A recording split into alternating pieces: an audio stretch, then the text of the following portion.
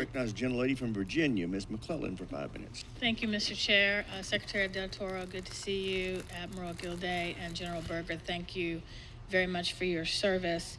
I really appreciate in your submitted remarks you're focusing on quality of life issues, which are critical to recruitment and retention, and particularly your focus on meeting the mental health needs of our service members and addressing suicide. And I want to talk a little more on the systemic mental health crisis within our armed services, and particularly at naval facilities in Virginia, where at least 5 sailors assigned to the USS George Washington, which has been docked in Norfolk since 2017, have died by suicide in the last year. And I appreciate the briefing that was held for some of the members of the House and Senate Armed Services Committee. Unfortunately, these sailors are not alone, and several sailors assigned to other ships undergoing refueling and complex overhaul at the Mid-Atlantic Regional Maintenance Center in Norfolk have died by suicide within the past 5 years. I know for many of our sailors, this seems like an unrelenting tragedy, and I want to focus my questioning on this issue.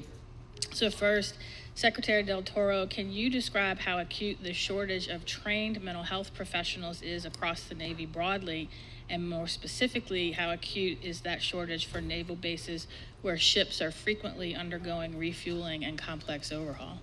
It is a significant challenge, Congresswoman. We've been trying to do everything else we can, trying to work with the Office of the Secretary of Defense, particularly the Defense Health Agency, who often owns these professionals and assigns them to the locations where our sailors and our Marines work globally. But we are trying to get to a better place. The Office of Secretary of Defense is fully hyper-focused on this issue and trying to recruit as many as they can from the private sector. I believe the solution, quite frankly, is to train them intrinsically from within. We need to actually train far many more corpsmen, and we're moving in that direction. It may take a year or two to get the number of mental health technicians that we need, but it's tough to compete with the private sector as well, too, where they're also extremely shorthanded as well. At the same time, we're also doing other things like putting more chaplains on our ships, for example, and that's proven to be very, very effective. Where we have chaplains on our ships permanently stationed, on the average, we get anywhere from 30 to 40 actually calls. Where we don't have them on the ships, it could be anywhere from 0 to about 5 calls to chaplains if they're stationed off the ship. So a lot of it is helping with their life issues, and not necessarily the most complicated of the mental health issues, but they're seeking life guidance. There have been far too many sailors and Marines and service members who we have lost due to suicide. We need to do a better job across the board, and we're committed to doing that.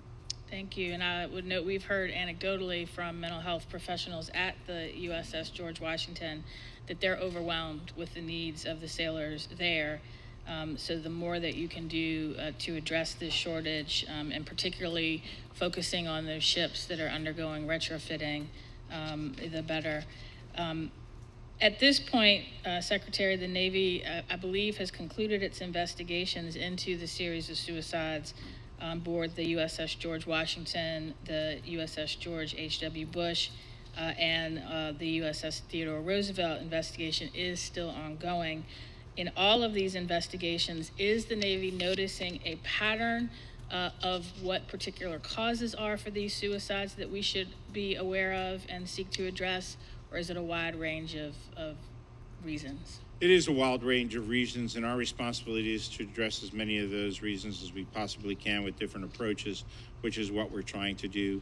Mental health providers, certainly, but also to make dramatic improvements in the quality of life, especially for those ships that are in shipyards. It's hard duty, especially when you have so many young sailors there. They require actually a proper amount of oversight, to the CNO's point, having those ships properly manned with individuals who can provide that oversight as well too, and help them through the problems that they face. We're making investments for it very specifically at HII and 3 parking garages, for example, so to try to relieve some of those stressors associated with that. We've moved many of the junior personnel off the ship unless they're on duty itself, to try to ease with some of the stresses that come from living on board the ship as well too. But there's many other aspects, negative aspects related to suicide as well too, that have to do with family relationships. So we're taking an across the board approach to try to help, to give people hope, because that's what we got to give them. Hope that they can get through the challenges that they face, whether it be a family challenge, whether it be a drug challenge, whether it be a performance challenge, or whether it be a stressor challenge. Gentlelady's time's expired, Chair, and I recognize the gentleman from Georgia, Mr. McCormick, for 5 minutes. Thank you, Mr. Chair. Gentlemen, it is an honor to be amongst your